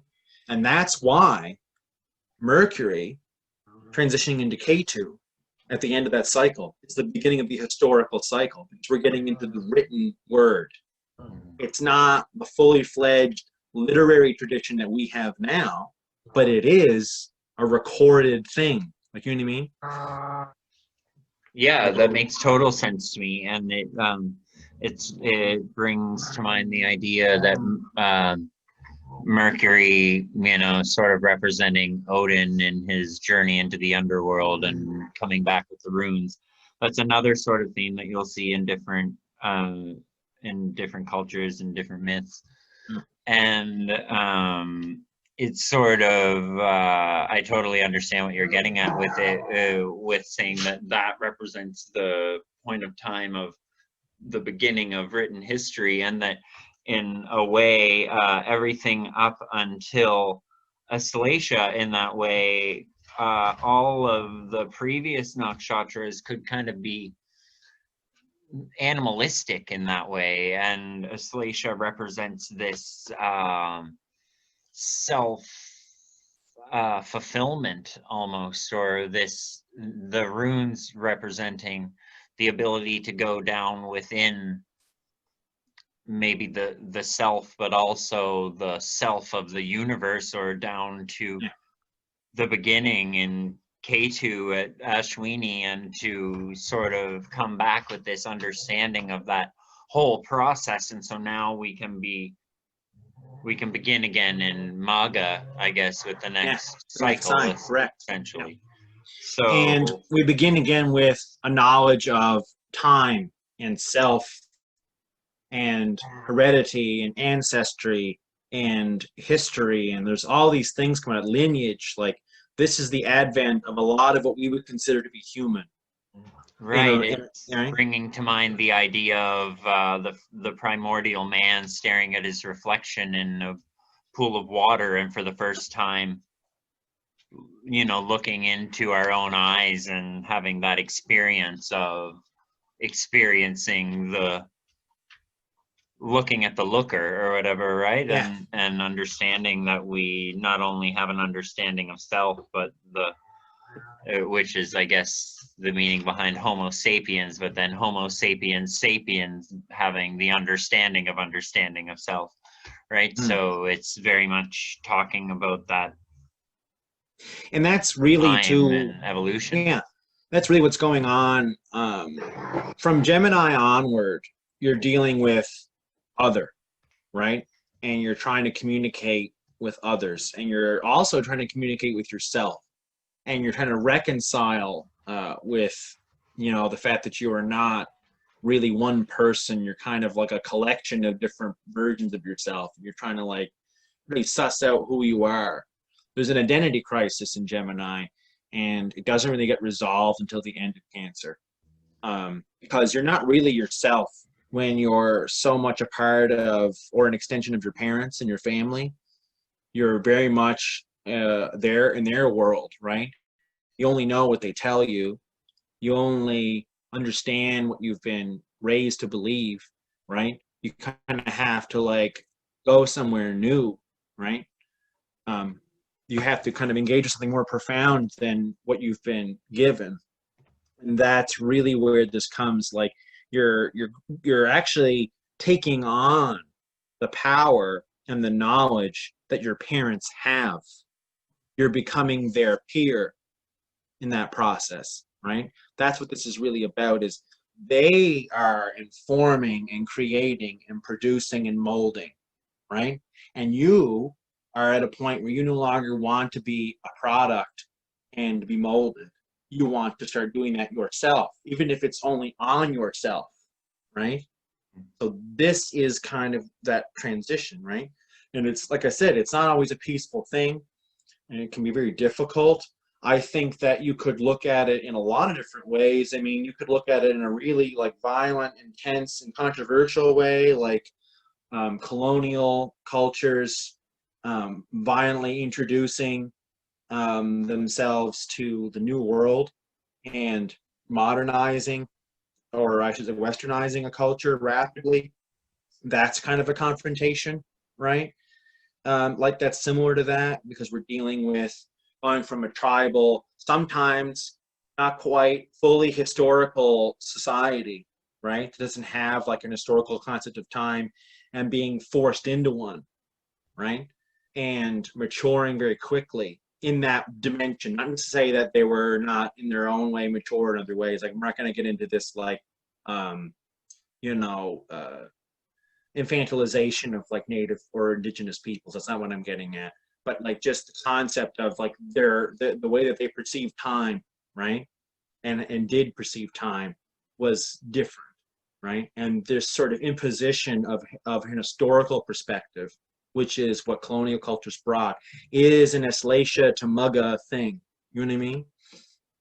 And so it's a difficult area for people. A lot of people don't really ever mature beyond it.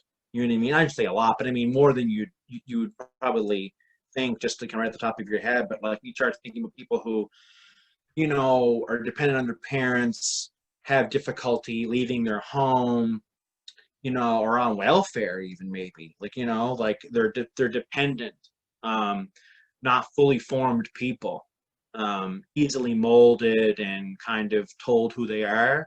Like a lot of people end up sort of stuck in that kind of cancer state, right? And they never really become anything of their own. And so it's not something that is a guarantee. There's no guarantees in this journey, right? Like there are things that can retard you, so to speak, at any point in this journey, whether by mistakes of your own or mistakes of chance or you know, things that are done to you against your will or vice versa, everything, right? So like you could look at like developmental conditions, for example, as dealing with Aries, sort of pre-condition or prefigurement for Aries, right? But like, yeah, or someone who ends up kind of being like a child their entire life, like a big baby, someone who has like Down syndrome or something, like someone who was developmentally challenged, could be seen as being in a Taurus state the rest of their lives. So like, you know what I mean? You can kind of get stuck at any point along the way. And as we said in the last video, like a lot of normal people end up getting stuck in Libra. They kind of get in this Libra Scorpio kind of cycle, and we'll get into that when we do the next series, the next video, whatever, but the next series of 9 Nakshatras, or the next Aenead. I feel like we're going to beat this horse to death if we keep on going. So, well, yeah, we could. It would be a fun horse to beat to death, if any. You know, we could make that initial horse of Ashwini, just by the end of it will just be a totally different thing. oh yeah. 100%. No, I think that we covered some good ground, and as far as giving people a sound understanding of just that sort of flow of the first 9 Nakshatras, and then the next time that we get together to discuss the second Aenead, or the second group of 9, we'll obviously sort of be referencing back to this first procession of the 9 planets and their rulership over the first 9 Nakshatras. And yeah, I'm sure that by the end of the second video, and then by the end of the third video, that we'll really have gotten into some interesting territory. Oh yeah, it's gonna get wild. So yeah, I guess, is there anything that you want to say in closing just about the Nakshatras in general before we move on to just sort of a little outro? Or no, I think that's good. I will say that regarding the outro, or to deviate from what we've been talking about a little bit, the website that's now finally up on and online, ironagejyotish.com. We're still adding content and expanding on, you know, what's going to be available there, but it will and is now partially a source for everything I've written, and most of my appearances in podcast form. In other words, all the stuff I've done with the Dharma Warrior thus far will be made available there at some point. And the articles I've written, that will also be present there, as well as stuff I've done on the Facebook page. And it's also going to be a place to get in touch with me for readings, consultations, anything to do with my services. But in the future, I also am planning on putting a large database there of celebrity charts. So basically just the who's who of the last 200 years in astrological terms. That's basically what I want to do with that. So people kind of have like a frame of reference. They, you know, they find out what their chart is, and they want to know, well, who's like me, anything like that. We can get into kind of studying physiognomy, traits, all these different things. I want to put up a database on the site for that purpose. And I've already been collecting information for that for a long time, and we're going to try and implement that as well. Sometime within the next year, I would hope we're going to have something like that up. I mean, I hopefully less, not a full year from today, but I mean, very latest, should have something within 12 months for sure.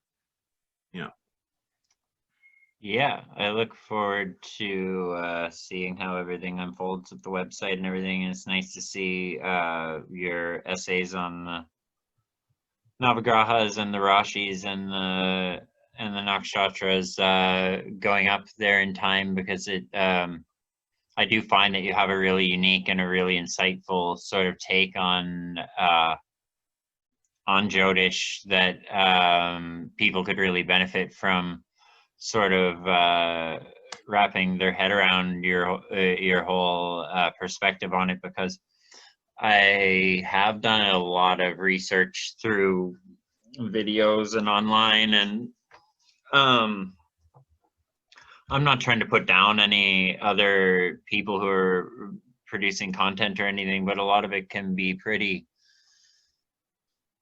I don't know, just sort of general, and leave you with sort of a pretty limited understanding of what's going on. So it's nice to have you on the podcast here and really start breaking down some of the concepts that exist within the mysteries of Jyotish, so that we can sort of have a better understanding of the nuts and bolts, and then eventually it'll be nice to see as you get into your own videos on the different Rashis and Navagrahas and Nakshatras and everything. I look forward to your upcoming video content as well. So yeah, as usual, it's great to have you here, and it's great to talk to you about Jyotish by candlelight here, dressed as some form of bastardized Joker. It's a costume that I haven't broken out since, I think it was grade 5. Grade 5, I got a new Joker jogging suit and a new Joker backpack, and I remember that was the first year that I started going to West Pictou Elementary School, and I don't know. I won't indulge you too much, but some of the kids were having a laugh at my Joker outfit, we'll say. But he who laughs last laughs best, they say. So anyway, I guess I'll leave it at that for now.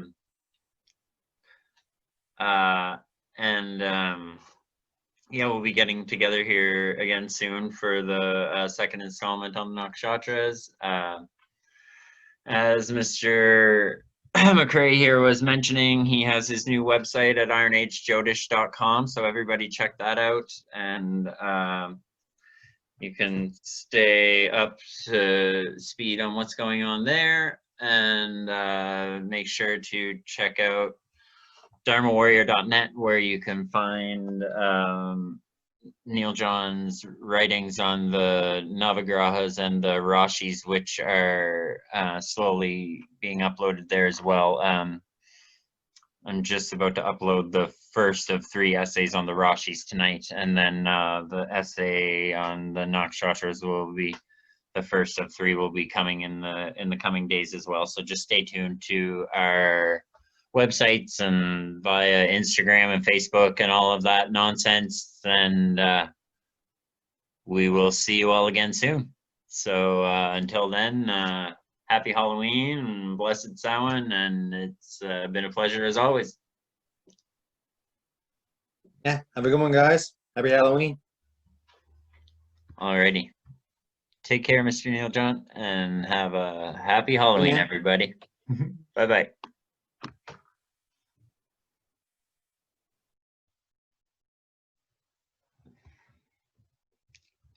Instead of stopping the recording, I just full screened it. Have a great night, everybody. Happy Halloween.